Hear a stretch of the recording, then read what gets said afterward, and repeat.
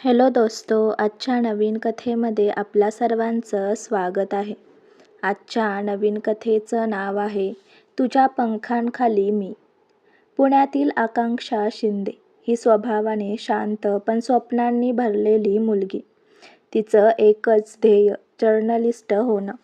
छोट्या छोट्या गोष्टीतून सत्य शोधणं, समाजातल्या प्रश्नांवर आवाज उठवणं आणि लोकांपर्यंत खरी माहिती पोहोचवणं हे तिचं आयुष्य. आकांक्षा कॉलेजच्या शेवटच्या वर्षात असताना तिची भेट झाली समर्थ देशमुखशी. समर्थ साधा प्रामाणिक मुलगा. स्वतःचं छोटंसं कॅफे सुरू करण्याचं त्याचं स्वप्न. दोघे एकदम वेगळे पण एकमेकांना जबरदस्त समजून घेणारे. हळूहळू त्यांचं नातं फुलत गेलं. आकांक्षाला मुंबईतल्या एका मोठ्या न्यूज चॅनलमध्ये इंटर्नशिपची संधी मिळाली. ती उत्साहाने नाचतच समर्थला सांगायला गेली, समर्थ, मला मुंबईतच इंटर्नशिप मिळाली. लोक जिथे वर्षानुवर्ष प्रयत्न करतात तिथे मला कॉल आला आहे. समर्थचा चेहरा क्षणभर थबकला. त्याला माहीत होतं ही इंटर्नशिप म्हणजे तिच्या करिअरची पहिली मोठी पायरी. पण याचा अर्थ ती त्याच्यापासून दूर जाणार.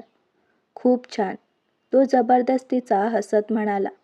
तू नक्की जा, हीच तुझी वेळ आहे. आकांक्षाने त्याच्या डोळ्यातलं हलकंसं दुःख ओळखलं. आपलं काय होईल मग? तिने सावधपणे विचारलं. समर्थ काही बोलणार तोच थोडा थांबला. आकू, काही निर्णय मनाला नाही पण आयुष्याला योग्य असतात. तू जायला हवं. मुंबईतलं आयुष्य वेगाने धावत होतं.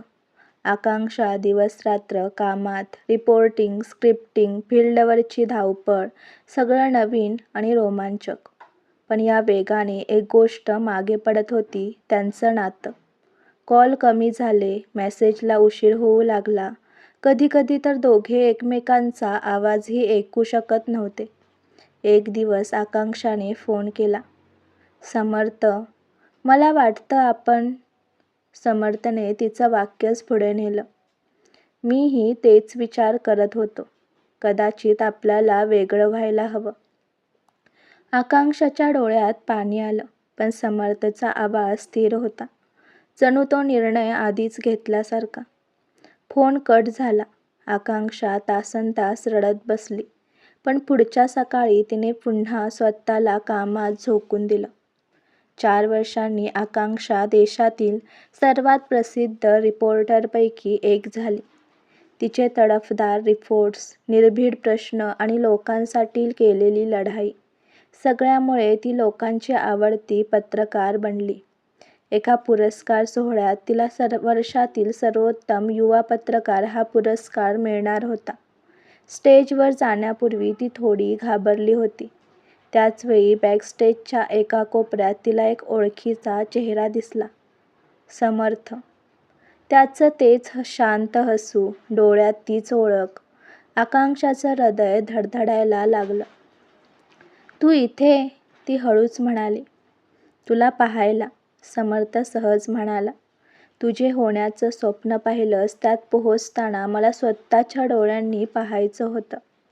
आकांक्षाच्या मनात 100 प्रश्नांची गर्दी झाली. का गेला? का दूर झाला? आजच का आला?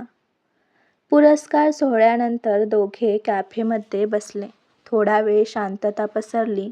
नंतर समर्थ बोलला. आकू, तू मुंबईत जाणार होतीस तेव्हा मी तुझ्यासाठी खूप खुश होतो. पण मला माहीत होतं जर मी तुला धरून ठेवायला पाहिलं तर तू थांबशील आणि तुझं स्वप्न अर्धवट राहील. पण तू मला सांगितलं असतंस तर ती तुटलेल्या आवाजात म्हणाली. समर्थ हसला. तू मला कधी सोडलं नसतीस म्हणून मीच मागे सरकलो. मला इतर काही नको होतं, फक्त तू उडावंस इतकंच. आकांक्षाच्या डोळ्यातून अश्रू शांतपणे वाहू लागले. तिने पुन्हा विचारलं, म्हणजे? आपण वेगळं झालो ते तुझ्यामुळे नव्हे, माझ्या स्वप्नांमुळे? समर्थ मान हलवतो. तुझ्या स्वप्नाला थांबवण्याचा मला अधिकार नव्हता. मी तुझा अडथळा होऊ इच्छित नव्हतो. त्या एका क्षणी आकांक्षाला जाणवलं, ज्याला ती तिचं दूर जाणं समजत होती ते खरं तर तिचं पुढे जाणं होतं आणि ती पुढे ढकलणारा होता तोच. आकांक्षा उठली, समर्थसमोर उभी राहिली. तुझ्यामुळे मी इथे आहे समर्थ. तू मला स्वप्नांकडे ढकललं, स्वतःला मागे ठेवून. मी आज कोणी आहे त्यात माझ्या मेहनती इतकाच तुझा वाटा आहे. समर्थने तिच्या डोळ्यात पाहिलं. मी काही मोठं केलं नाही, फक्त तुझ्यावर विश्वास ठेवला. आकांक्षाने त्याचा हात हलका दाबला. आता पुढचा प्रवास एकत्र करूया का?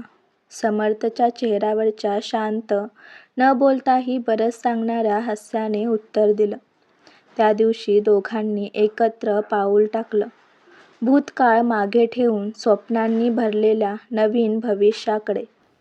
आजची कथा आवडला असल्यास व्हिडिओला लाईक करा, चॅनलला सबस्क्राईब करा आणि कथा कशी वाटली हे कमेंटद्वारे जरूर कळवा. व्हिडिओ जास्तीत जास्त शेअर करा. धन्यवाद.